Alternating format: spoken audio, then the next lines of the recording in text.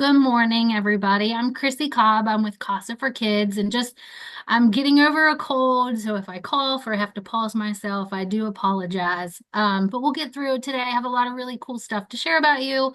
Our CASA program is something that I'm very passionate about.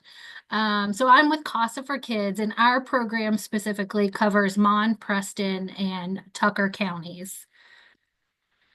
So we're going to start with a video. All right.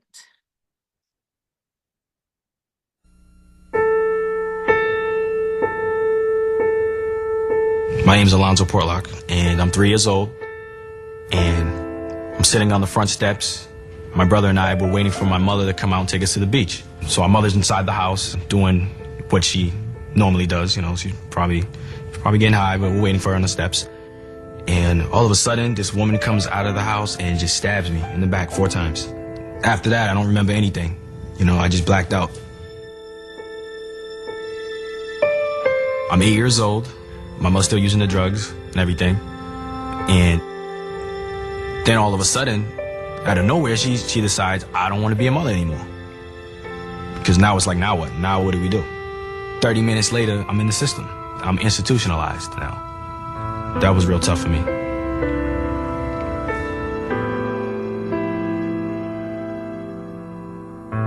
My name is Kaya, and I'm 26. And I like being a veterinarian because I love working with animals.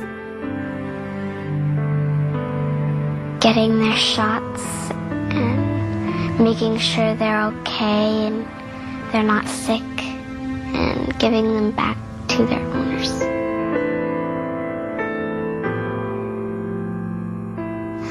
I'm 35 and I have 2 kids.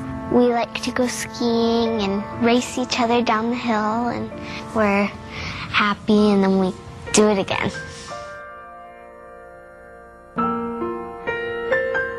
Hi, my name is Pamela Butler, and I am 6 years old.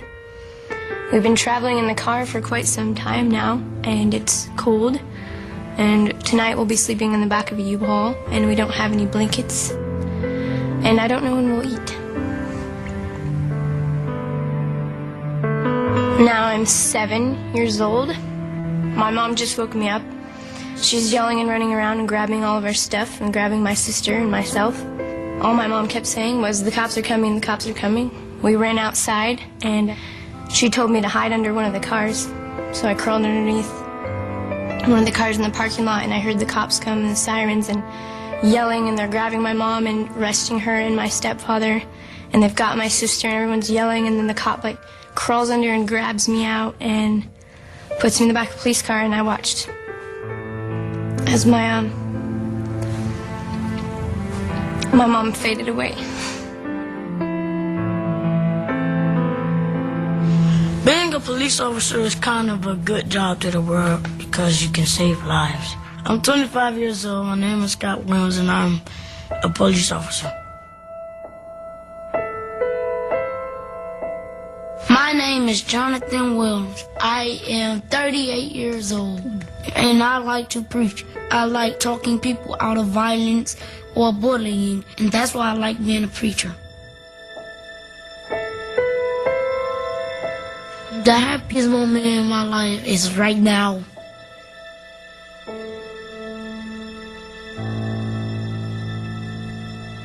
I'm glad I met my CASA because I don't have to live that life. I don't. A lot of people live that life because they have to, but I don't have to because I have an option. I have a CASA now. Because it was someone that took interest in me that I didn't have before, because when you're in these foster homes, you get lost. So I didn't feel alone. I felt like there was somebody there. There was someone there that wasn't there before. And to me, my CASA was an all-star, you can say. He enlightened us. He turned the light on.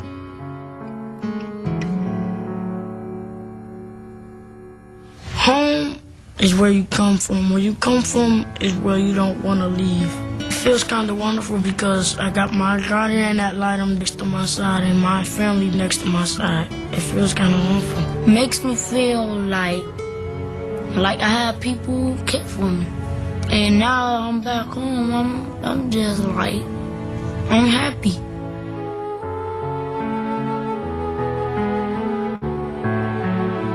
To me, my CASA means a trusted friend, an advocate, a voice. Because when you're young, no one listens to you. They really don't, especially in the foster care system. So for that, she's been everything, like the light at the end of the tunnel. But she's the highlight of my life. She was my friend. I didn't really have anybody.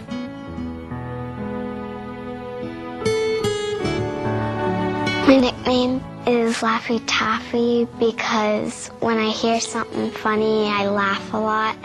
What I like about my new family is I have lots of brothers and sisters to play with, spending time with them.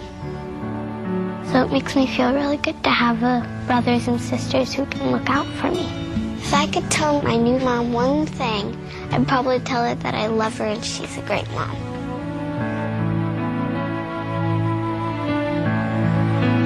To give a child a CASA is to give them a voice, and to give them a voice is to give them hope, and to give them the hope is to give them the world.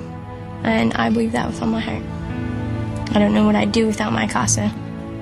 I don't want to imagine.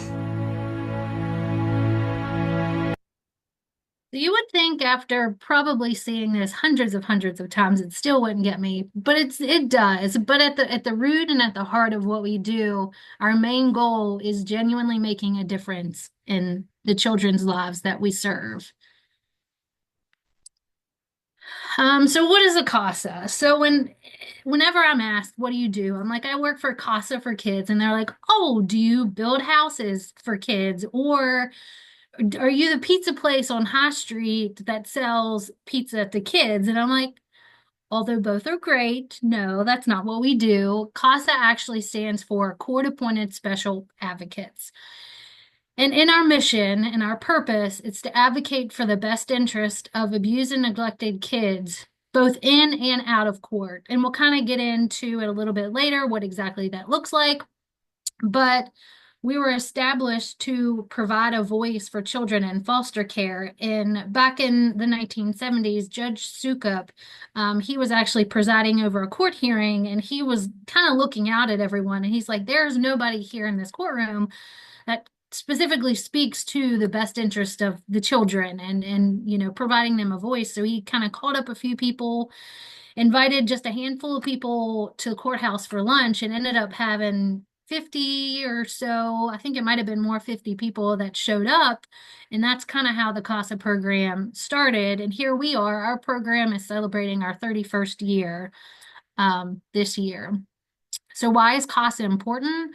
Many kids in the foster care system lack consistent adult support. Unfortunately, the kids that we're serving have had a few CPS workers. They've had a couple different guardian ad litems. And I know specifically the child that I'm a CASA assigned for, she's been placed in over 25 different homes. But I have followed her each place that she's gone to, and she consistently and always says, you're the person that I know that I can call. You're the person that I know I'm going to see. I know at the end of the day, you're who I can count on. Our CASA volunteers help judges make informed decisions. Our CASA volunteers and our standards have to see the children at a minimum of every 30 days. A lot of our volunteers see their CASA kids more often. We have a volunteer that sees her kid every Friday for a chest date. We have some CASA volunteers that go to dance recitals. I know, unfortunately, my kiddo, she's placed out of state now, and every Monday, Wednesday, Saturday, Sunday, we're on the phone and we're chatting. So our CASA volunteers are really those consistent people that are in the kids' lives. And because of that, we really work to ensure that the kids receive safe, permanent homes. So some of the responsibilities of a CASA volunteer, we gather information about the child's situation in their life. And so that's talking to foster parents. It could be the preacher of the church that they go to, the coach of their softball team, their teachers, their therapists. So anyone that's involved in that child's life prior to and then following being removed, we're really working to gather a very robust idea of what's going on in this child's life. And based on that information, we have a court report and we make recommendations that go directly to the judge. The judge reviews those. Prior to court, sometimes even in court. And one of the cool things that I think that we're seeing now is prosecuting attorneys in the court hearings are like, judge, on this CASA report, they recommend blah, blah, blah, blah. Can you make a ruling on that? So they're referring to our court report in court, which really makes us feel very good about what we're doing. And it just shows that people understand the importance of the consistency that we provide for the children. We monitor the case progress and advocate for those child's needs. It could be as simple as medical appointments. It could be therapeutic. It could be recommendations for IEPs, 504s, or it could be something as simple. We had a volunteer who knew her child so well that was in a facility. She was able to notice that every 2 weeks, the 2 weeks after this child got a haircut, there were no behavioral issues. This child wanted to take a shower. He wanted to have proper hygiene. So she actually had the judge or asked the judge to order that this child get haircuts every 2 weeks. Fast forward, this kid had almost zero behavioral issues after that. So it's kind of cool to see somebody that gets to know this child so well that something as simple as a haircut can really help build his confidence and kind of mitigates those behavioral issues that that child is having, which comes to definitely building that strong relationship with the children that we serve. So how does a CASA help the children? Again, provides that consistent and caring adult in the child's life. It ensures that the children have a voice in the court, because a lot of times some of the kids that we meet, they're like, I don't feel like anybody's listening to me. I don't feel like I have an opinion on where I'm going, who I have to see, visitations, just anything involved in my life. Like I want somebody to listen to me. So that's one thing that we have our volunteers do is prior to every court hearing, it's what do you want the judge to know? What do you want your team to know? What is something that you want to see? Is it just as simple as like you want them to know that the Eagles are your favorite football team and you want them to win the Super Bowl? Like whatever it is, we make sure that we put it in there so that the child does feel like they have a say-so or at least a voice in kind of what's happening. And based on that, our main goal was working towards securing a safe and stable home, and reunification is always our number one goal. So we really try to wrap around the family too, like how can we safely, if possible, reunify this child? We want to provide any support to the family in general to make sure that if that's able to happen, that we can definitely help facilitate that. So kind of the process, it starts by there is an interview. It is an extensive interview. It takes probably about 2 hours, but we know how important this person is in the child's life, so we have to make sure that these people are appropriate. So it's a very in-depth interview. There's 2 background checks that include a CPS background check as well as a criminal sex offender registry background check. Then there is a training process. We really want our volunteers, because they come from all walks of life, that they are appropriately trained and have the knowledge of this is what a child has experienced, or this is what they could potentially experience. So they really have the knowledge to make these appropriate recommendations for the children. We have a very official oath. The oath is taken in front of a judge. You raise your right hand. You're sworn in by that judge. It's very official. And then after that, they get assigned to a case, and there's a very official CASA order that for us and for the team sometimes gives us access to more information than any other MDT members may have. So it's kind of cool. Again, we just meet with all parties involved because we want to make sure that we're getting a very round, robust idea of what this child has experienced and what they're currently experiencing. Then we have that court report that gets submitted to the court and all other parties.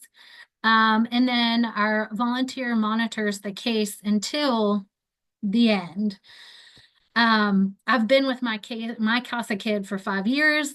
Um, Usually right now we're seeing cases anywhere from a year to 2 years. That's usually the average. My kiddo's a little bit of an outlier, but she's awesome. Some of the qualifications have to be here in West Virginia. It does vary by state. At least 21 years of age. Pass those background checks. The initial training is 30 hours. But the cool thing about what we've done is we've switched it to where it's at your own pace. So before it was, once a week, 3 hours, there's a training. But now it's very much self-paced. Some volunteers are able to get it done in 2 to 3 weeks. Some start the process 2 to 3 months before they're ready to take a case so that they have their time to do it at their own pace. Also, too, we do 12 yearly in-service trainings, kind of like a CEU. Those are provided by our CASA program, but what we've also seen, if there is a book that a volunteer is reading, or there's a class that they have to take for school, or a CEU that they do for work that definitely qualifies as something that they would use in their volunteerism, we count that as well. We try to make it as easy as possible. And like we had said before, because we really hone in on being that consistent person in the child's life, we try to ask that the volunteers commit to a case until it is resolved. And like I had said, it averages anywhere from 1 to 2 years. And now we're seeing that last even a little bit longer with substance use disorder and relapse. We're seeing that sometimes treatment does take a little bit longer than it did before.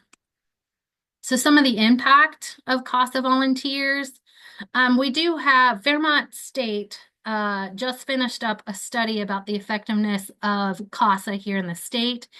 We haven't gotten the results of that, but I really look forward to be able to share that with the public, because it's really nice to see numbers on here's what the impact of having a CASA volunteer is.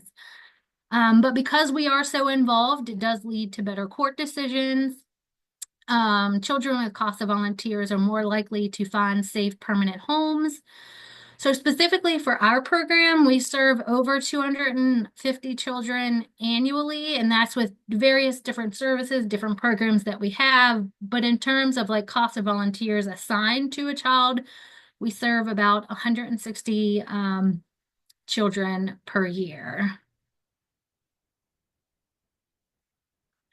There was something else I was going to say, and it just slipped my mind. If I remember, I'll come back to it. So ways to get involved, definitely, the meat of what we do is CASA volunteerism. Right now, our program is serving on any given day 20 to 30% of children in foster care in Mon, Preston, and Tucker, and that's just not enough. We need to do better. We want to do better. Every child deserves to have a CASA volunteer, because the way that we like to think that what we add to the team is that our volunteers are assigned one child or one family of children.